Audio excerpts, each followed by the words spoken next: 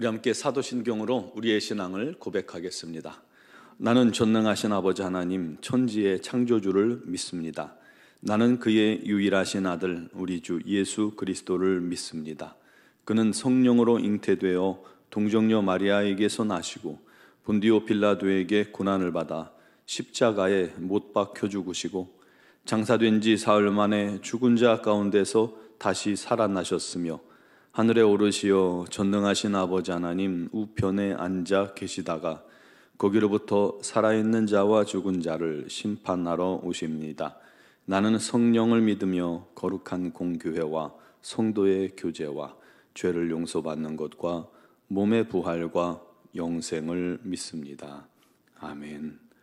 찬송가 254장 찬양 드리겠습니다.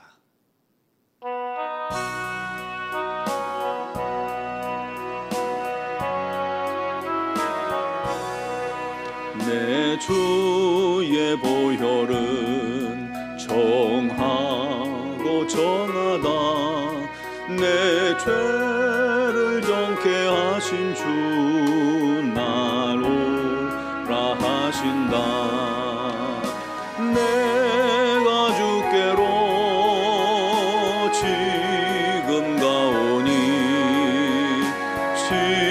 십자가의 보혈로 씻어주소서. 약하고 추해도 주께로 나가면 힘주시고 내 추함을 곧 씻어주시네. 내가 주께로 지금 가오니 십자가의 보혈로 날 씻어주소서. 날 오라 하심은 온전한 믿음과 또 사랑함과 평안함 다 주려 함이라. 내가 주께로 지금 가오니 십자가의 보혈로 날 씻어주소서. 큰 죄인 복받아 살 길을 얻었네. 한없이 넓고 큰 은혜 베풀어 주소서. 내가 주께로 지금 가오니 십자가의 보혈로 날 씻어주소서. 그 피가 맘속에 큰 증거 됩니다. 내 기도 소리 들으사 다 허락하소서. 내가 주께로 지금 가오니 십자가의 보혈로 날 씻어주소서. 아멘.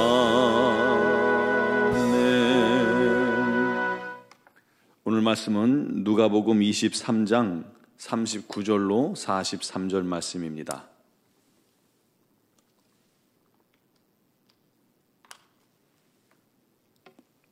누가복음 23장 39절로 43절 봉독하겠습니다.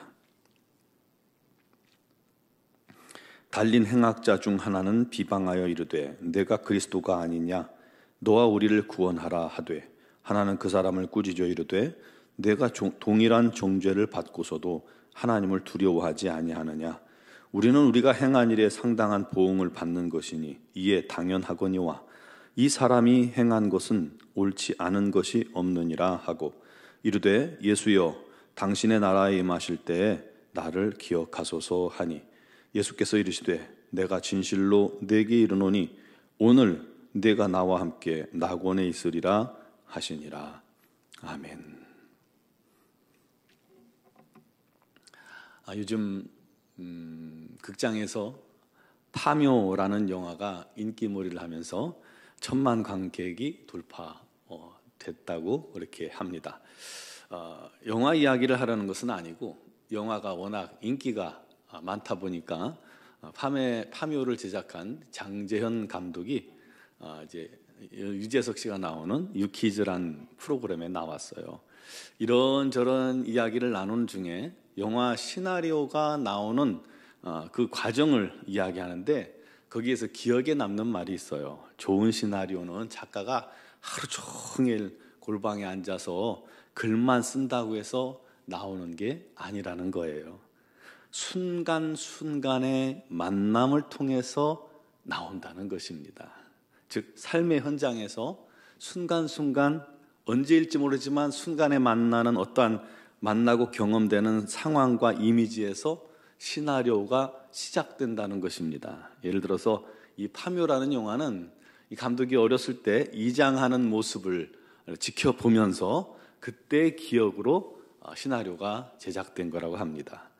검은 사제라는 영화가 오래전에 있었죠. 그것은 어두운 주차장 구석에 초조한 듯 담배를 피우는 한 사제의 얼굴을 본 순간 그 이미지 하나를 모티브로 해서 그 영화의 시나리오를 써내려갔다고 합니다.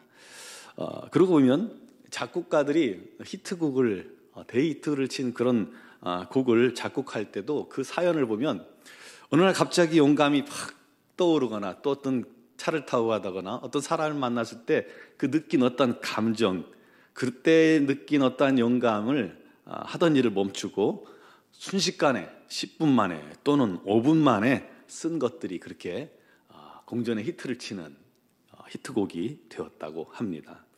그렇듯이 어떻게 스쳐 지나가는 경험이나 만남의 순간이나 또는 번뜩이는 영감이 기발한 시나리오나 명곡을 쓰게 되는 그러한 계기가 되는 것입니다.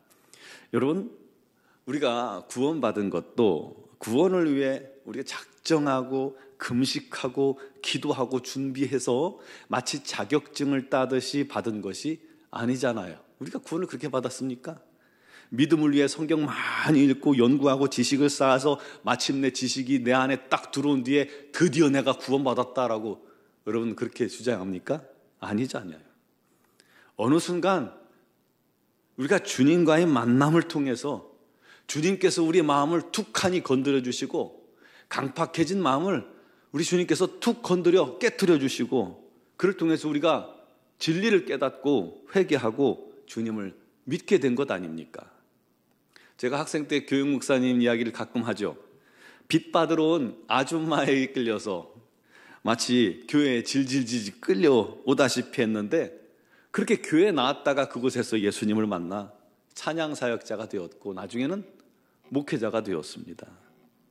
이 자리에 있는 여러분들도 예수 믿게 된 과정에는 다들 하고 싶은 간증들이 있을 거예요. 예수 믿게 된 그런 역사, 히스토리가 있을 겁니다. 부모님에 의해서 억지로 끌려왔다가 이곳에서 주님을 만났든 친구 따라왔든 우연히 전도받고 왔든 교회 앞을 지나다가 호기심에서 잠깐 들어왔다가 믿게 되었든 아무튼 믿게 된 사연은 달라도 결정적인 순간에 주님이 여러분 마음을 노크하고 건드려 주셔서 감동케 하셔서 마음을 열어주셔서 예수를 믿게 된 것 아닙니까?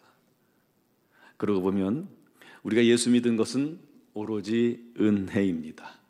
도무지 자랑할 것이 없어요. 나중에 깨닫는 것은 이 모든 것이 우연이 아니라 우리 하나님의 철저한 계획과 섭리 가운데 있었다는 것입니다. 그게 은혜입니다. 오늘 말씀에 두 강도가 십자가에 달렸습니다. 강도 중 한 명은 생의 마지막 순간에 구원받는 기적이 일어났어요. 어떻게요? 무엇이 그렇게 만들었을까요? 함께 십자가에 달린 분이 예수님이었기 때문입니다. 그 함께 십자가에 못 박혀 죽은 죄인이 다른 사람일 수도 있었잖아요. 그렇다면 그는 영원히 구원과는 거리가 먼 인생이 되었겠죠. 그런데 가운데 함께 달린 분이 예수님이었기 때문에 그는 구원받게 된 겁니다. 그것도 은혜죠. 그럼에도 불구하고 한편 강도는 예수님을 비방합니다. 네가 그리스도가 아니냐? 너와 우리를 구원하라 라고 소리를 칩니다. 그때 구원받은 강도가 그를 꾸짖으며 말했죠. 네가 하나님 두려워하지 않느냐?